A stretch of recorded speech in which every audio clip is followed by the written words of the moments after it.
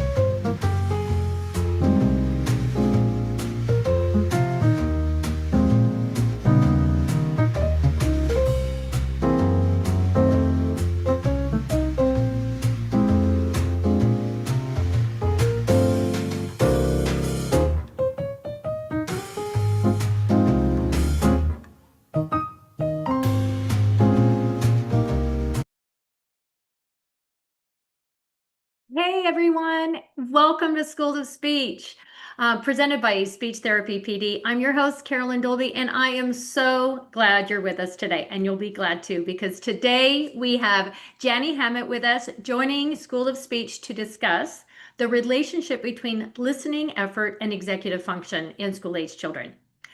Dr. Hammit is an assistant professor at speech language. I'm going to start that again, y'all. I don't know what's going on with me today. She is an assistant professor of speech language pathology at Brisa University. She's an SLP whose research focuses on the cognitive neuropsychological framework of speech, language, and hearing in adults and children. And she has worked clinically across the lifespan. She has scientific background in linguistics, cognition, and neuroanatomy and neuroscience. So we are in really good hands today. So, all right, y'all, let's all get comfy and cozy because we're going to dive into another awesome episode with an amazing clinician. I just want to give a quick heads up that every episode of School of Speech is offered for 0.1 ASHA CEUs. And if your state license requires live CEUs and you're hanging out with us today, well, thank you, first of all.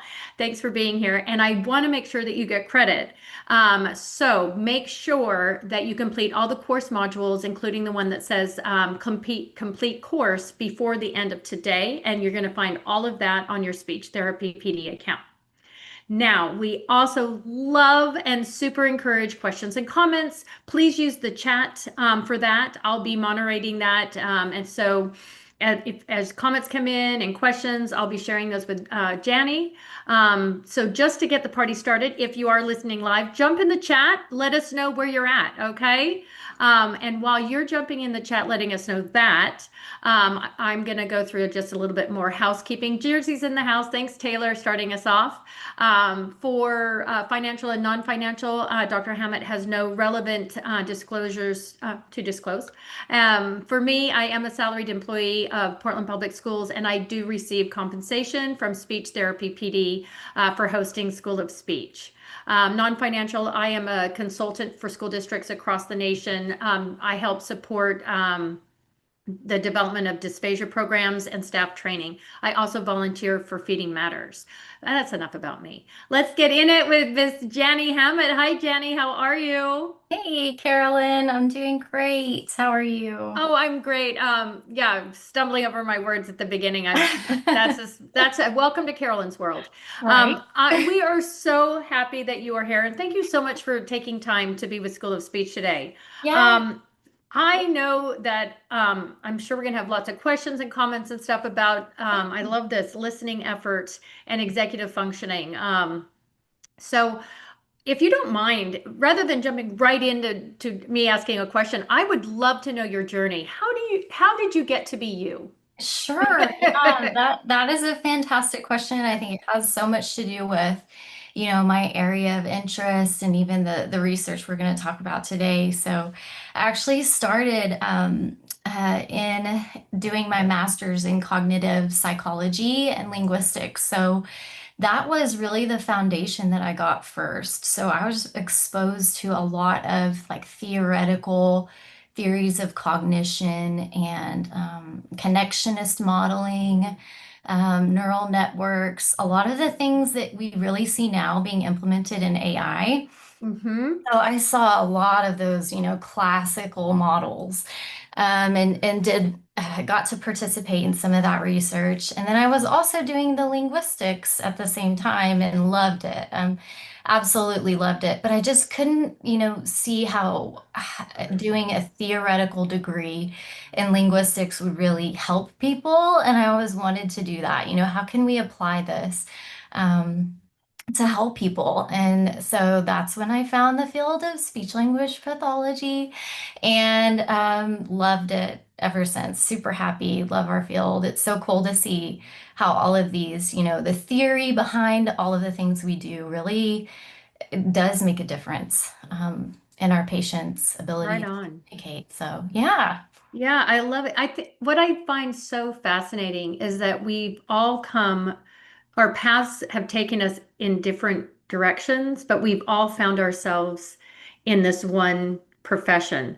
And it's just such a dynamic profession Yeah. that we can all specialize in something different.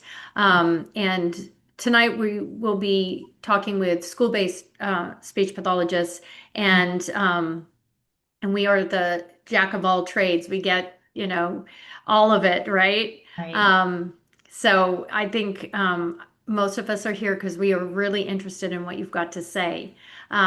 Lay it on us, right? Okay. Thank you, everyone jumping in. We've got, I love it. We've got from Maine to California. I love this. Awesome. Oh, we got Mississippi. Hi, Marilyn.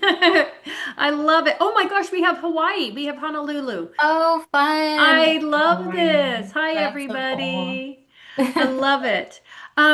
If you don't mind, if we kind of start, it helps me kind of get grounded and kind of get, if we're kind of on the same page, if we do a little bit of terminology, a little bit of definitions.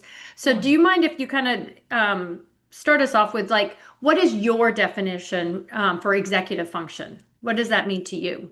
Totally, yeah. So, I really use the definition from a couple of, my trusted sources, right? Hmm. Which are the first one would be the Department of Health and Human Services actually has an executive function definition, which is fascinating. Before I started this research project, I did not know that, but they have an operational definition Mm. for executive function, and it really focuses on the skills of inhibition, which is just being able to, self-regulate and stop doing something you're doing right, just to hold back. So response inhibition, attentional control, so being able to focus attention, select it, or have selective attention, be able to perform well that way. Attentional shifting, so being able to shift your attention if you have competing attentional demands, and then also working memory. So really, that is what the department, the DHHS focuses on for their operational definition. And we looked at that, or we used that to guide our study. But of course, I also go through our handy dandy ASHA definitions. Hmm. So ASHA has a really good one, and I think they really do a great job at kind of simplifying it without oversimplifying it. So ASHA definition is that it's a breakdown in foundational cognitive functions such as attention, processing speed, and memory due to a limited capacity in one or more of three cognitive core dimensions. So they really give you three cognitive dimensions to focus on when it comes to executive functioning and then looking at executive functioning deficits. So they focus on working memory, inhibitory control, and cognitive flexibility. So, I mean, there are lots of different sources and lots of people define it, differently, but when you kind of compare and contrast them all, really, I think you could parse it down to those three core components that And now ASHA. I just want to make sure that I have that. That was working memory, uh, inhibition, Uh-huh. and cognitive flexibility. Right. Okay. Yes. Yeah, You know what? Sometimes keeping it simple is easy. It's just easier absolutely. for us because I did like your operational definition because I felt like that was very comprehensive for us. Mhm. But then if we just, for our purposes, when we're really wanting to be like family facing and explaining it, Right. sometimes just having an easier definition for us to be able to share that with families when we're talking about executive functioning.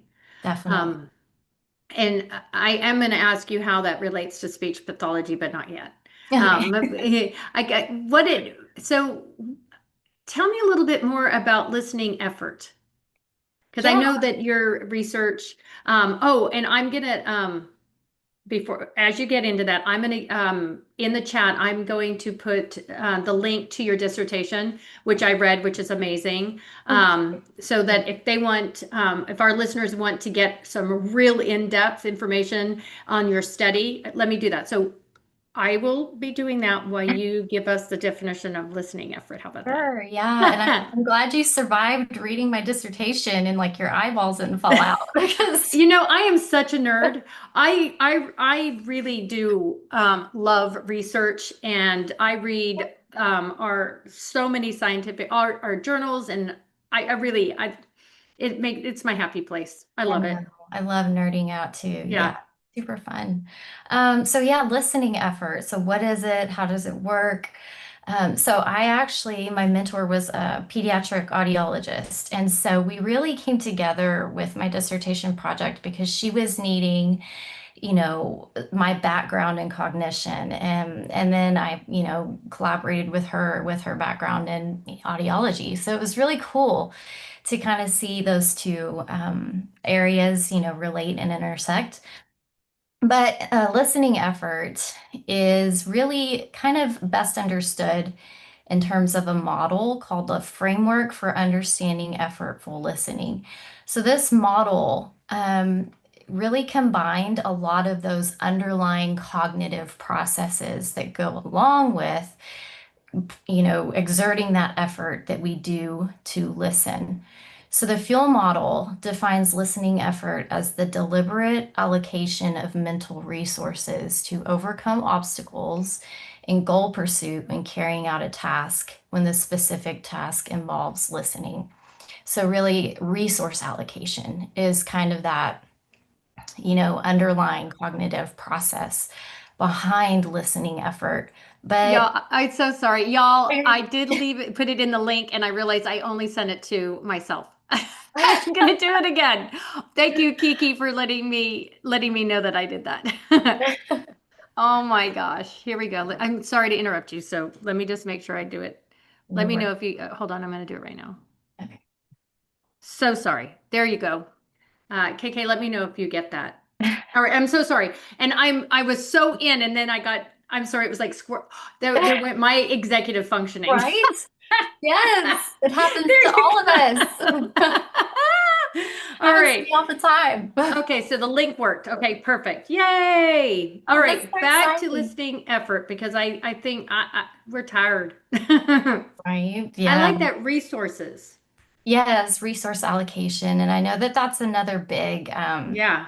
cognitive process, that we look at in aphasia and other, neurogenic disorders too, that gets compromised. So, yeah, that's the definition of listening effort. Really using that model, focusing in more so on like all the different factors that can affect it. So there are different source factors, listener factors, message factors, which is super relevant to us. Things like Mm-hmm. vocabulary, prosody, semantic context, context factors themselves, like the environment, visual scenes, things like that. And then the, overall output based off of the inputs can be understood in terms of like cognitive behavioral responses, autonomic nervous system, so pupil dilation, skin conductance, heart rate responses, self-report measures. You can look at brain activity, lots of different things to measure listening effort. So this study, we focused on pupil dilations and fixations using eye tracking. So that was that's one of the things we measured, but we'll get to that. Yeah, yeah. But yeah, so that's, the big definition of listening effort. Wow. All Yeah. right. So, what I guess do we need to why don't we start on maybe like what was the purpose of your study? What did you want to accomplish? Right. So we really wanted to know, okay, there's this adaptive mechanism that school-aged kids use when they're in a situation that has a high listening demand, like a noisy classroom. Mm-hmm. And so there was a study that found something called the eyes to mouth trade-off, which Ooh. is where they looked at toddlers listening to nursery rhymes and loud, background noise. And they saw that they were, automatically by themselves looking at the mouth area to get, those visual cues from the mouth for linguistic information. And so my advisor thought, well, I wonder, if this is related. What are the underlying cognitive processes behind that? Why are some kids doing that themselves on their own and some kids aren't, and they're struggling? So we really wanted to see if maybe executive function or some of those cognitive processes underlying executive function were related, or maybe the reason why some kids are able to just do this naturally, to look at the mouth in, really tough listening situations versus why some people or some kids don't. So that's why we did the study. And I actually, I have your resource from Kroll, Yes. 2018, auditory noise increases the allocation of attention to the mouth and the eyes. Pay the price. I just sent that in the chat as well. Yes. So if you want to get some background on that, I wanted to make sure that we got that Yeah. resource to our listeners. Okay, so the idea was, okay, um, why are some school-aged children able to automatically focus on the mouth in um, in environments that had high listening demands Mhm. versus why some didn't? And then you were wanting to find that correlation if the correlation was is executive function. Right. Yeah. And exactly which components might Ah, be, okay. which ones might be stronger or might have a stronger relationship and which ones have a weaker relationship. So we really looked at that to, kind of flesh out what is the relationship, right? Like is executive function behind this? Are, students who have stronger executive function skills able to do this on their own because of that? Or is it something else? So, yes. Sure. And I mean, even within, I mean, executive functioning isn't just one thing. You just listed, we can parse it down to three, being Right. working memory, inhibitions, and cognitive flexibility. Mhm. Even within those, there's still probably a wide range of, I might be better in working memory than I am in inhibition, or I might have a lot more cognitive flexibility or less cognitive flexibility than my partner. So I think that would also, I'm sure that comes into play, not only just the umbrella of executive functioning or it would also be like kind of what profile do these kids have and what are Mhm. their similarities? Yes, Yeah. yeah, for sure. And the assessment we used, which we used the BADS, the Behavioral Assessment of Dysexecutive Syndrome for Children. It has several subtests that all incorporate, different cognitive processes in each one. And I think that's the hardest part about trying to measure executive function, right? Is that there are just so many things interacting and underlying that process. It's really hard to isolate one component strictly, especially, because we use these tasks and activities of daily life. So, um, Yeah. it's hard to decontextualize it, I guess you would say.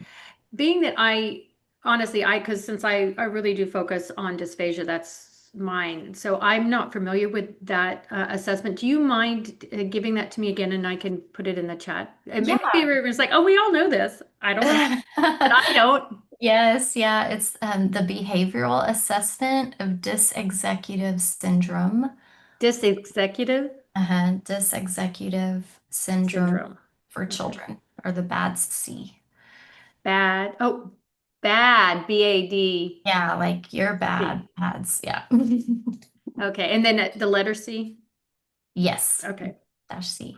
So there's a BADS for adults, and then there's a Oh, BADS. for children. Oh my Mhm. God. My mind was, yeah, I was making it too hard.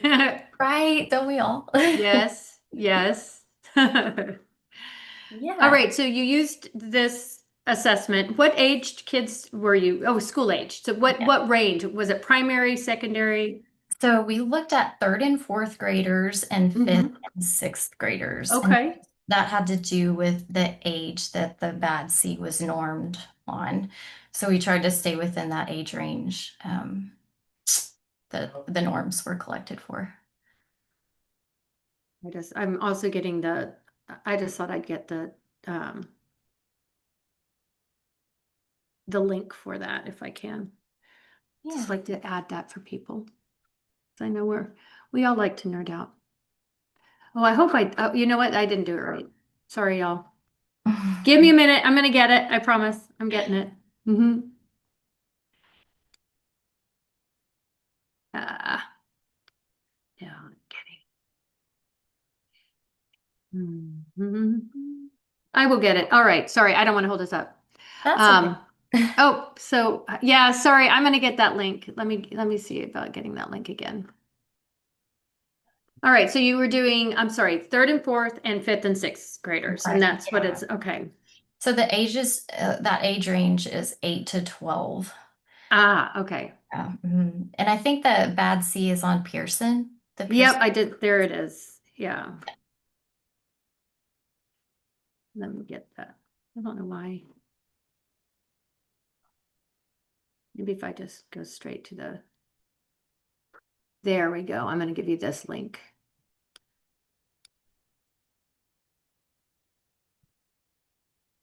Oh, so I'm getting.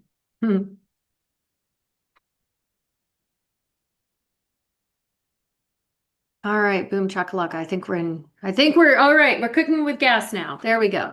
There we go. So interesting, right?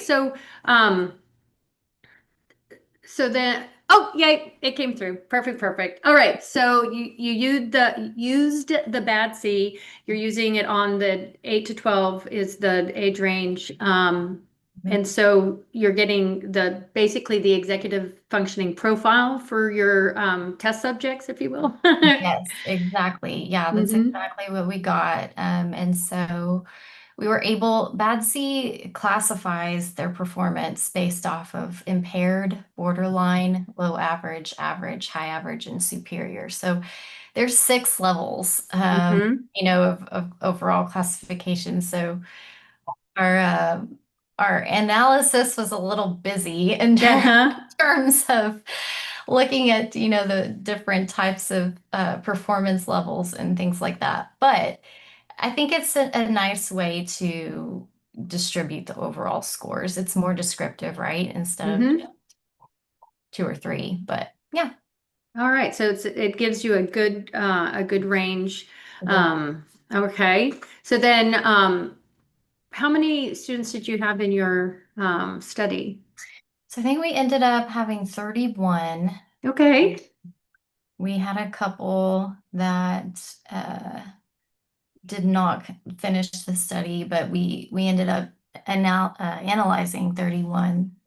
And so, yeah, it was a pretty good turnout for that age range. It's kind of hard to get those students to, come to a study. So Sure. Yeah, it's I great. bet. And Yeah. so then what did your findings tell us?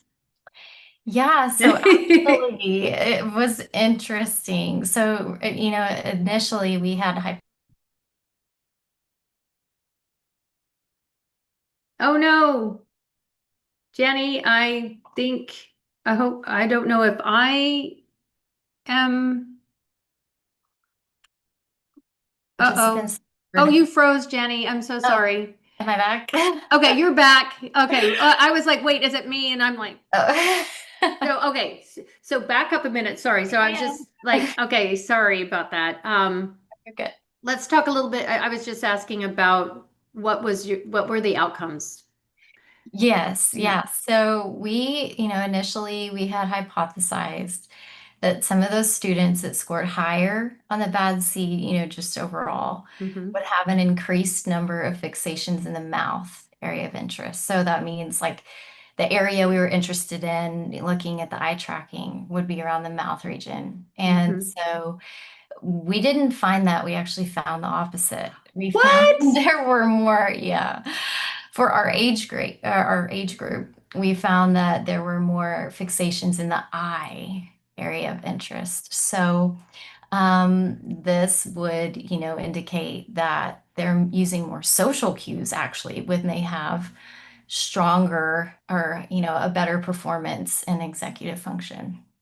So I'm sorry, and I'm going to just show my ignorance for just a second. So when you're saying their fixation on the speaker's mouth versus their fixation on the speaker's eyes, I just want to make sure I got that right. Right. Oh, Yeah. okay. So yeah. So, and I guess we kind of skipped that part. So the eye tracking part was a little bit different. We gave them Okay. the BADS, and then when they came to the eye tracking portion, they were watching a video of someone telling a story, and we gave Okay. them comprehension questions afterwards, and we would manipulate the background noise to, harder levels and easier levels. And so that is what we saw is when they were listening in noise, basically, it was more difficult for them to do well if they were in the lower group. But the ones who were in the higher group had more fixations in the eye region than in the mouth region. So it seemed like they were using social cues regardless, right? They didn't necessarily need the linguistic cues to perform better. So they performed Mhm. better in terms of executive function profile and in terms of doing better on the comprehension questions after listening to that story. So interesting. And, before we did that, I kind of had a hunch, being a speech path and knowing what we Mhm. know about theory of mind and self-regulation and all of those social components that go along with executive function. You do think about that, or is this going to be more social, related, social cue related after all? And it did. Yeah, it turned out being that way. So what I'm hearing is that pragmatics came in, was a huge turn, came to the party hard. It did. Pragmatics was, yes, it was the star of that show. And I really, kind of like I said, I had that gut feeling. I was like, I don't know. I think this might actually be social. And so, yeah, as much as we wanted it to be linguistic cues, from Mhm. the mouth, it really wasn't. So that was interesting. That was super interesting. That's fascinating. Yeah, So your hypothesis was, okay, executive functioning, and then it kind of morphed into, oh, we've got a huge social component that we need to look at. definitely. Yeah. And so there's just a difference, in the way, like in terms of the way that executive function relates to performance, just in terms of using more social cues. So yeah, it's interesting. Are you finding, I don't know if I don't want to put words in your mouth, but are you finding that there is the connection between executive functioning and social and their um, ability to read social cues, the pragmatics overall? So is there a connection between Yes. executive functioning and pragmatics in those two Yes, absolutely. domains? And you can even think through all the way to, the way the brain is organized in the prefrontal cortex. So executive function is really governed, by that frontal lobe. I think is Mm-hmm. what we think of it as, frontal signs or frontal lobe. And, there are different parts of the prefrontal cortex. So there's the dorsolateral prefrontal cortex, which is like processing explicit and implicit information. So lots of those, purely cognitive skills. But then there's a different part of ventromedial prefrontal cortex, and that's where they're really focusing. That processing is focused on implicit information, so like visceral, emotional. So emotional regulation, delaying gratification, theory of mind, perspective taking, all of our super, social pragmatic functions that are really governed by that region. So I would just say that And we see that too in, our TBI patients, especially, right? Mm.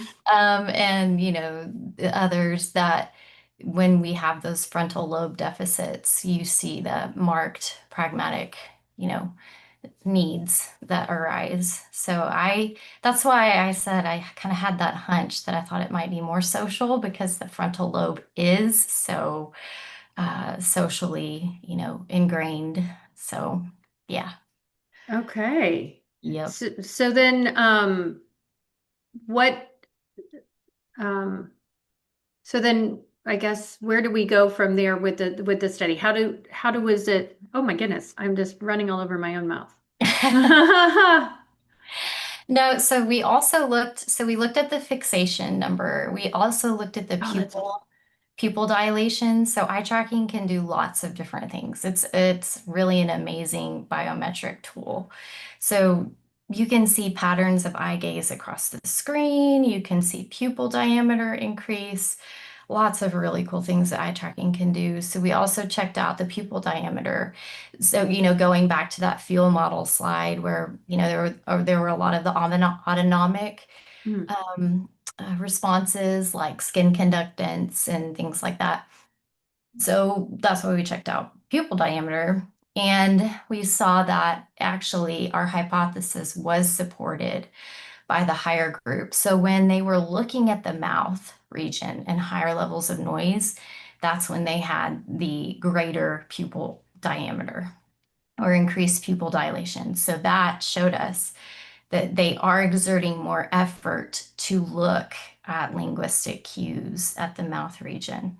So that was also very interesting. And I believe the Kroll article found that as well. So they found fixation in the mouth region and pupil diameter or pupil dilation in the mouth region, but we only found the pupil dilation in the mouth in our population.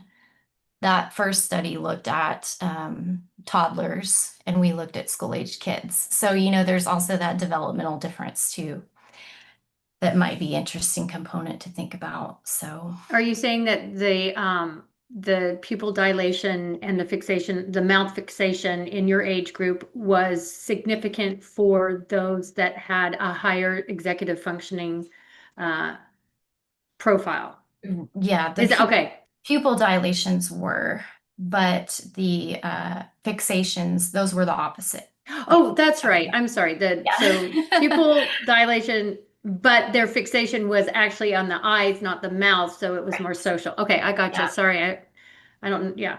I was That's going okay. astray there for a minute, but I think I got Yeah. it. I And think I well, got it. and I don't think I defined fixations really either. So fixations are just when your gaze stays in a certain region for a certain amount of time.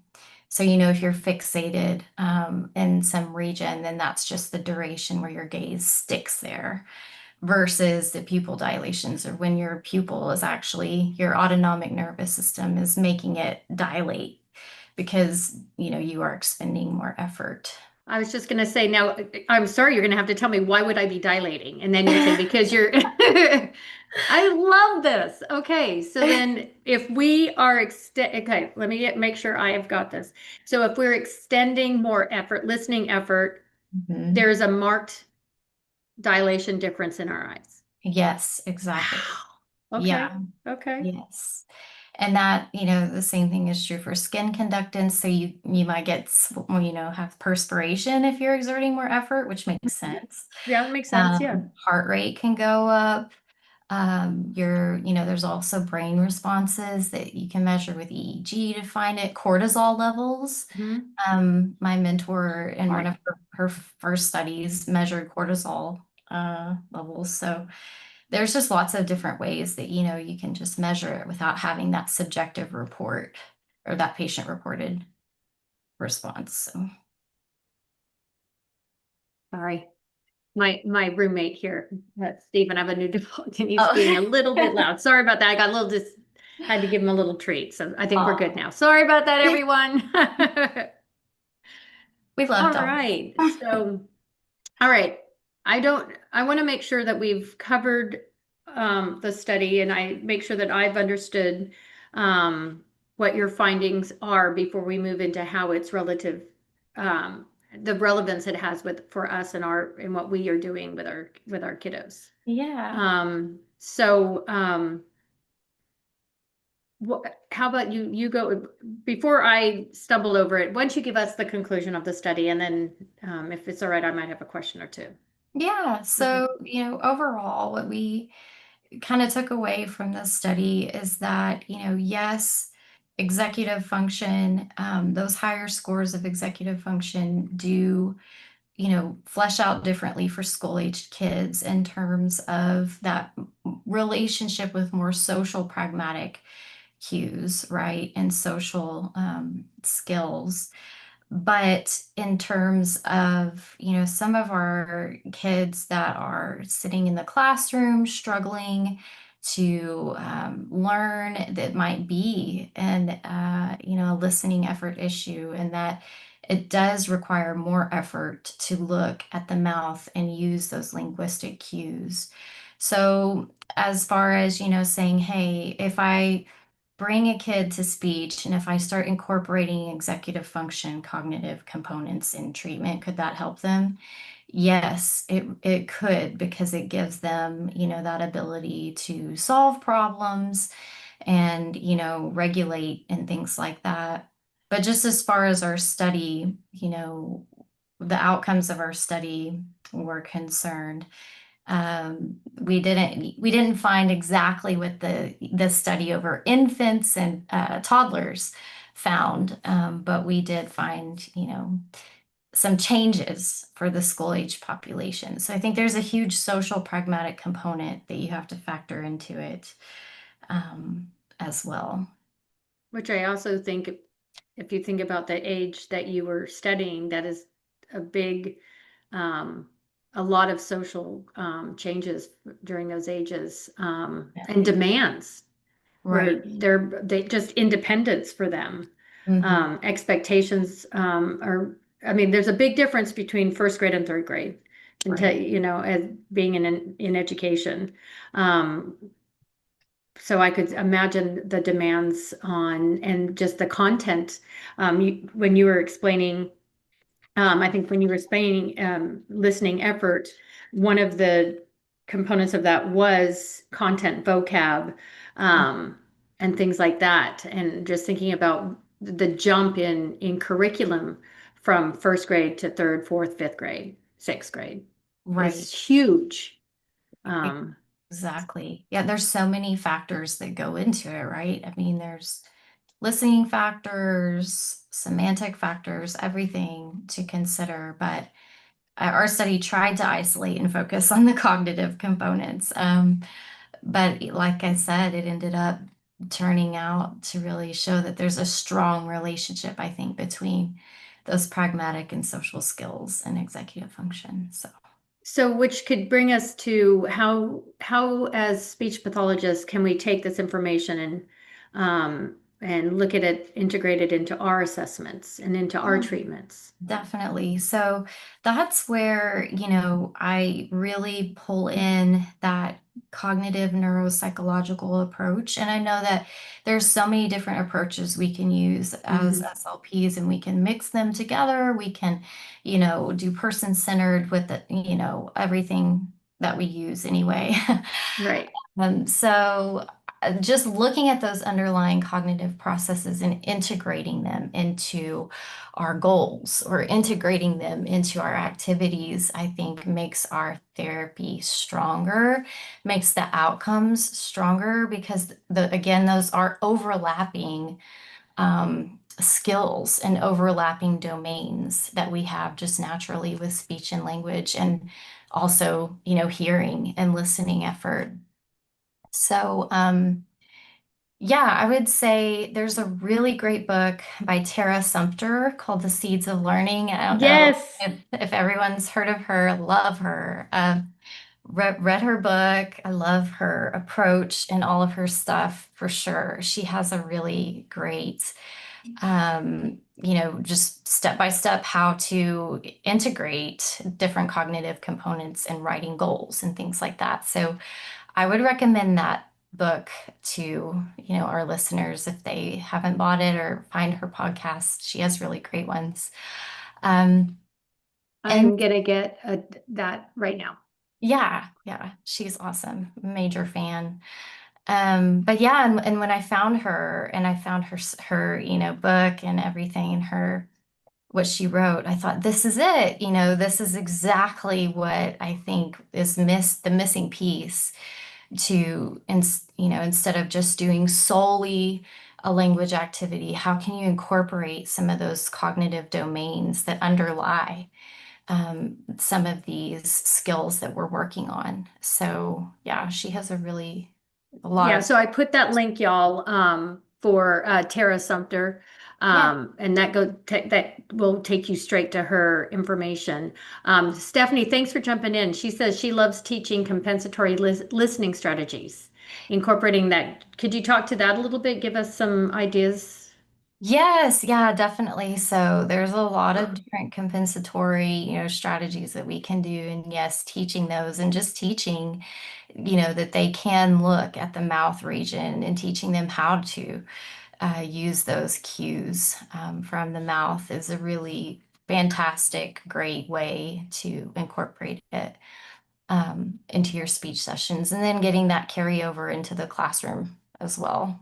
So, I like that. I mean, explicitly saying, look at the mouth. I mean, that exactly. seems so like natural, but this doesn't come naturally for everyone, is what your study says, Yes, that not everybody is honing in, if you will, where they should to make listening easier. right, Okay. exactly. Yeah. And yeah, we do it in our tick all the time, right? We say, look at my mouth and Yeah, we point. do.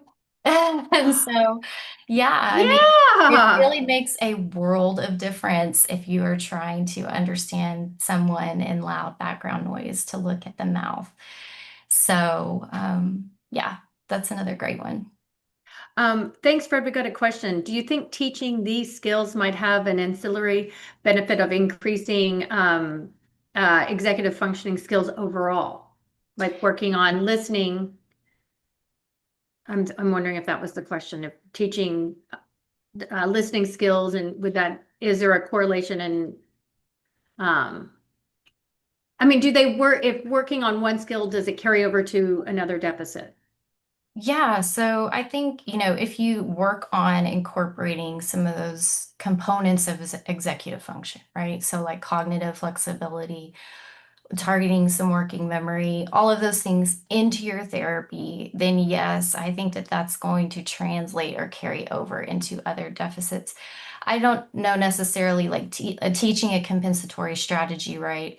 I don't know that that's going to, carry over into something else, but working on those underlying components would, translate over into some of those other functions that, again, are overlapping and just tied to some of those other areas we treat, if that makes sense. I hope I'm answering that question.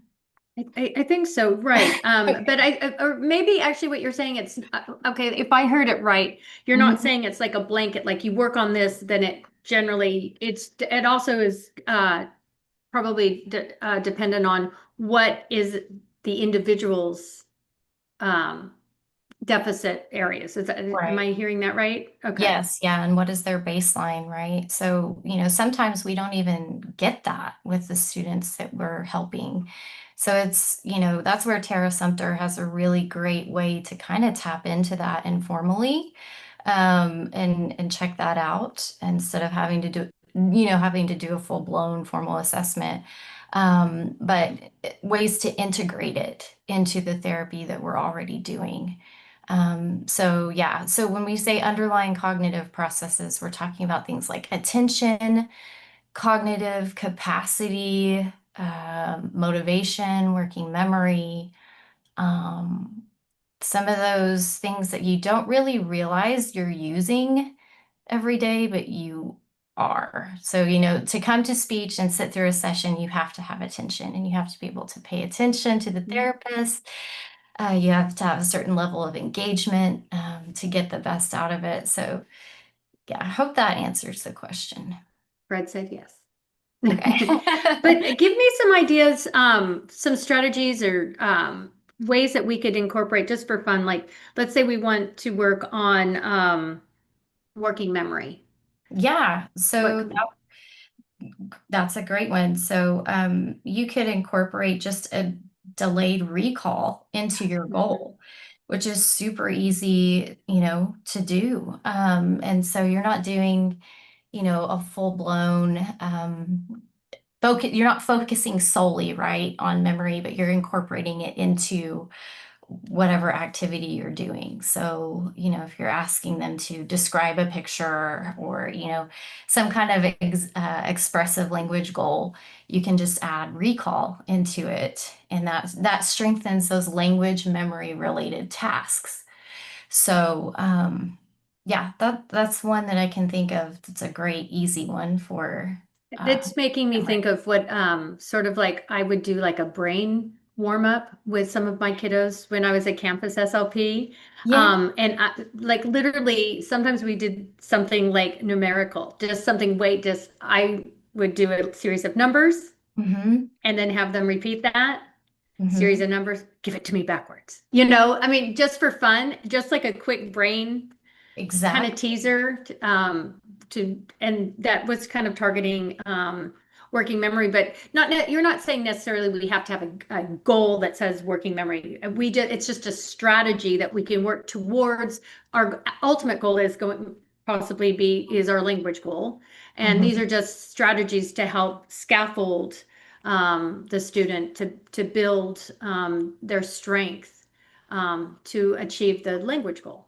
Right, Okay. exactly. Yes, that's it. You put it perfectly. So I think the way you described it really speaks to the underlying Hmm. cognitive part, right? So yes, it strengthens their ability to get to those language skills and master them. So yes. And I don't know I can't read my writing. I was trying to I was taking notes while I was watching you and I don't know. It looks like I said leg capacity and I'm sure that we're not doing leg day. I wrote attention, leg capacity. I don't know what that means.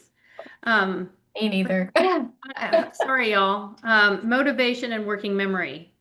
When we were talking about some of those underlying things that we could be working on. Hmm. Um, I don't know. Hopefully, maybe it will come to me later.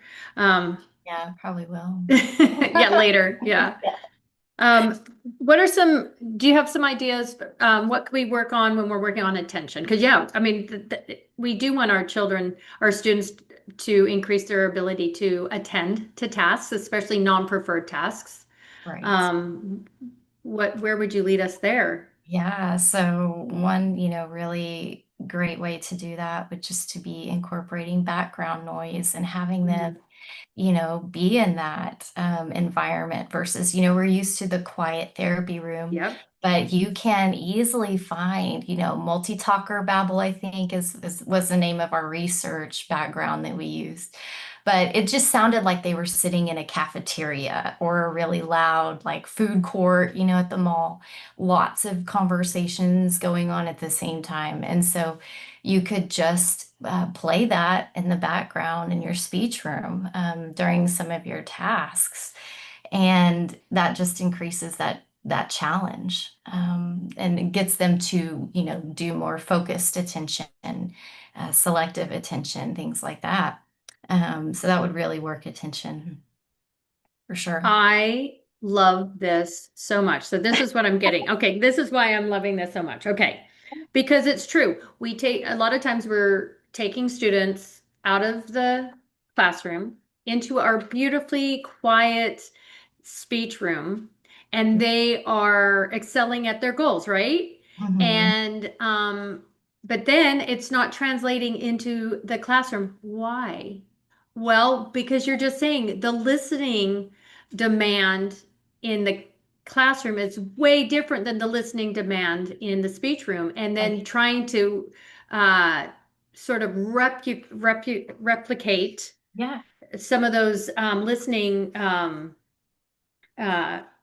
increase the listening demand because you've got that background noise going on, but it's not that quiet noise. It's not the white noise we're talking about. And I love that when you said like food court, because then you could also be like, where do you think you are right now? And we could do a whole visual on like, let's listen to this and let's all try to decide where we're at today. So today's speech, we're going to be at the food court at the Washington Square Mall. Exactly. That would be so, Mm. yeah, that's so fun too. Yeah, and that's why, listening in noise is a huge amount of listening effort that, we don't realize that it takes to listen in noise and to do it successfully, and so it takes a lot of attention and a lot of selective attention just for us to, focus on the sounds we're trying to hear and ignore all of Everything those else. competing Hey, sounds. Lauren jumped in and thank you so much because here's a real life situation. Okay. How about Lauren? She works in a hot building, right? Yeah. Teachers have multiple fans running. And the kids were having so much because she also, sorry, the other part is that she pushes into the classroom, into like self-contained classroom. So she's Mhm. trying to do her therapy, but the kids can't focus on hers because of all those fans. I mean, that's real life. What do we It is. do? Yeah, exactly. So, that compensatory strategy we chatted about earlier, just, explicitly telling them, look at my mouth, so that that they're listening and they're hearing you and they're, focused on you and able to complete the therapy session, right? That would be the simplest first step. But also, integrating some of those cognitive processes into your goals, Hmm. that could help to Tell me strengthen more it. about that. What do you mean by that? Yeah. So, earlier when I mentioned adding, like a recall Okay. um, into your goal, or, you could do, you could have them focus their attention on you for a certain amount of time. Just some of those cognitive goals that we sometimes do, in isolation with our adult patients, but just integrating those, connecting those into our language goals that we use with our school-aged kids. So, I want to make sure if I'm hearing that right, that you're to just into because if you're saying put that into our goal, like actually explicitly write it into our goal, or using them as strategies to. I guess I want to you, make sure have you that. could, yeah, you could do both. So Okay.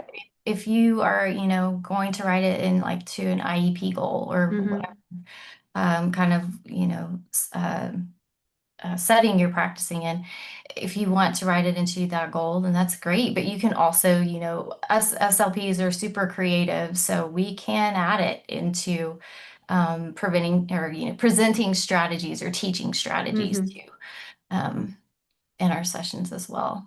So, Yeah, I yeah. see a lot of it as teaching strategies, Mhm. but I also kind of coming back to like understanding which ones maybe the students need to work on.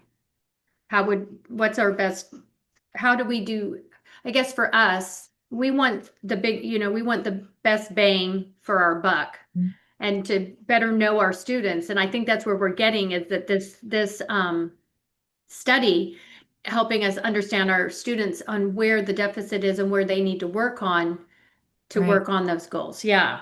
Yeah, so there's a lot of informal executive function questionnaires that you could, briefly or checklists that you could do, but also Tara Sumter, that's part of her book, and I believe part of, her website, her information. She really shows even, like if you give Hmm. the self for a language assessment, how you can look at some of those components that are underlying or integrated in with that specific part in the self. So it does take a little bit of, deeper analysis and kind of teasing it apart, right? And thinking through what am I doing? How is cognitive flexibility, what level of demand, am I requiring for that in this activity? What level of demand is working memory, posing on this activity?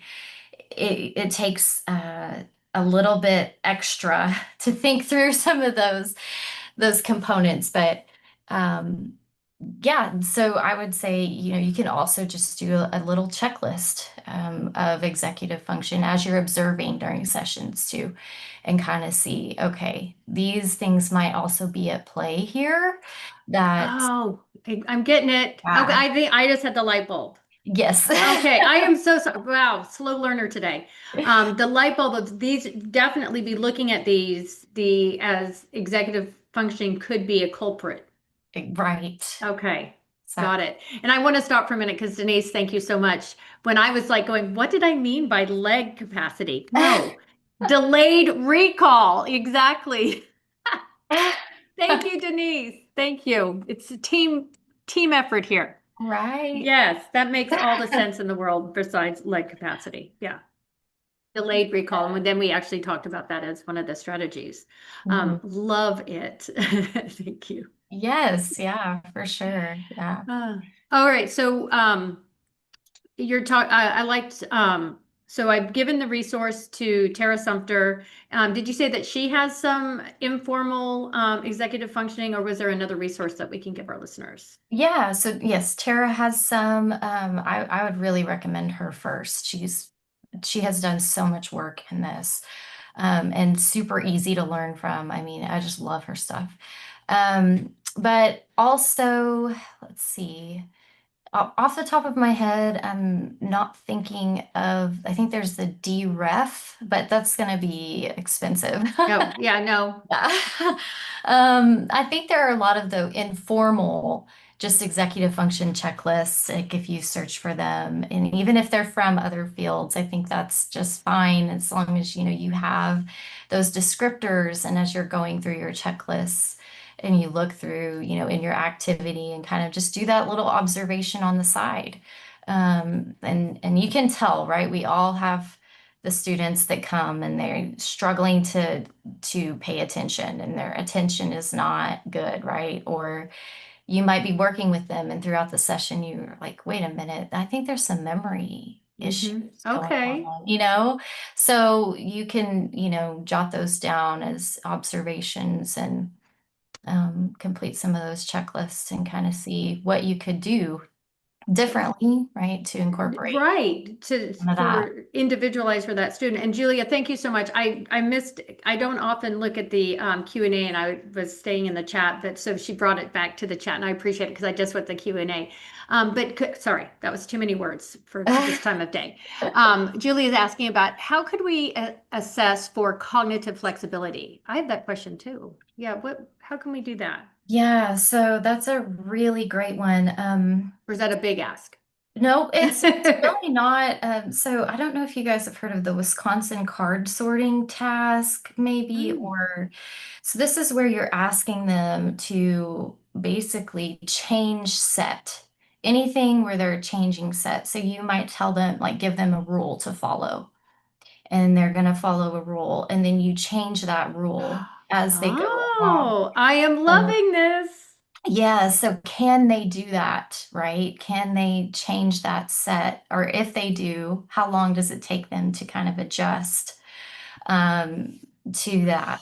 So with a lot of our, students or, adults, whatever it may be, that have issues with cognitive flexibility, they're going to perseverate or they're going to stay in that rule that you established first, and they're going to have a hard time changing Oh, or because they're going to shift. be like, they're cheating, Right. right? I'm sorry, that's the first thing I get. How many of you out there, they're like, oh, they're cheating, but you Yes. changed the rule because they're so black and white that this was the one rule. How flexible are they at being able to change the rule? Exactly. Yeah, that's it. Right. And, it's a huge piece of the executive function puzzle. Cognitive flexibility is a huge component of that. So, and I think it's also a huge component or a piece of the puzzle of just being successful in the environment, right? In classroom, because teachers change rules all of the time.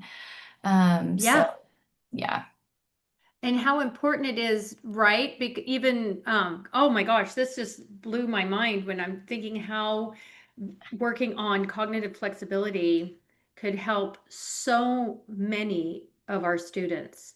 like you just said, teachers change the rules and being able to go with the flow or hear that, process that, and be able to then execute Right. under a new rule. Yeah. And, you know, That's a big demand and a big skill set that would benefit them globally in so many ways. oh, yeah, so many ways. And, not, cognitive flexibility also has to do with understanding and knowing your options, right? Mm, So some of our students might not even know what options are available to solve problems mm-hmm. or, translating into all their homework and things like that. But I also think of our receptive language kiddos that, we're working on that language processing, but how much of that could be explained by something like cognitive flexibility? We don't know, right? It's underlying it. So you really have to probe a little bit deeper than just the language piece. You might check and see if there's something else related or tied to it. I love this. What I'm hearing is, especially for some of us, that have been working on language, and we could always be working on language, right? Right. But then being like, huh, this is another whole toolbox of strategies to be looking at executive functioning with all those different areas to see if that's their missing underlying component. Mm-hmm. Oh, we got something in. I know we're coming to the end, but Lynn, let me see what you wrote. Lynn finds kids do this with evaluations. They will, for example, repeat a sentence after giving the RS subtest, but we're actually asking them to point to the pics for receptive tasks. Yes. Yeah. So they're not, you think, well, what part of it is explained by not following directions, right? Or are they hearing me? Is this a listening thing? It's like this constellation. So you really Mm-hmm. do kind of need to probe a little bit deeper. Attention, what piece of the puzzle is that going to explain? Cognitive flexibility, executive function. That's where knowing, those things and just, being aware to incorporate them in, I think can make a huge difference in treatment. So I know we are getting to the end, and I can't, like I said, I couldn't believe that an hour would go by. I know Um, it is flown. it is, and thank you, Lynn. Her response is she never thought about executive functioning being the culprit behind them on that subtest where we're asking them actually to point, but they end up just repeating the sentence because they hear another rule from somewhere else. I love it. Yeah. So I think, yeah, what we're learning, what we're all, the nugget that we're getting from today is executive functioning. That is something that we need to look into a little bit more to increase our outcomes for our kiddos with speech when we're looking at language, I think is what we're looking at, which could also then translate into just why we're here as school-based speech pathologists is their access to the curriculum and looking at those underlining components that might be that barrier is Mhm. what we're here for, is to remove those barriers. And if one of the barriers we're removing is increasing their ability, cognitive flexibility, um, uh, maybe through delayed recall. Now that I got that word right, now I'm just being silly. And did Yeah. we cover everything that you wanted to cover, Jenny? I know we're Yeah. getting to the end. I just want to make sure that we didn't miss anything. I know that this hour went by really fast, but I loved it. I love everyone that was with us today. We had a big group, so excited. But Jenny, I want to thank you especially for joining us today. Just your knowledge on this, your dedication. Go read her dissertation. Oh my goodness. Go read it. Okay, everybody listening, before we say goodbye, if you've enjoyed this episode, please be sure to give us a like, leave us a review, share us with your fellow school-based SLPs. Also, don't forget, you can earn ASHA CEUs. If you are listening live today, we had a big live audience. I want to make sure that you get your credit is to be sure to go to your course modules including the one that says complete course. And I think someone was asking, where do you find those modules? And you're going to find that on your Speech Therapy PD account. So make sure you go to your account and you'll find the modules there. I want to thank everybody again for tuning in. I hope to see everybody next week for another amazing episode. And Jenny, thank you. Thanks for your time and everything. I've loved it. Thank All you right, so much. guys. Thanks. Bye, guys. Bye, Bye. everyone. Thanks for coming, everyone. Oh, they're all saying bye. Thank you, thank you, thank you. I love this. I love this. I love this platform and uh yeah, I love it. All right, you guys. I'm saying bye. All right, bye guys.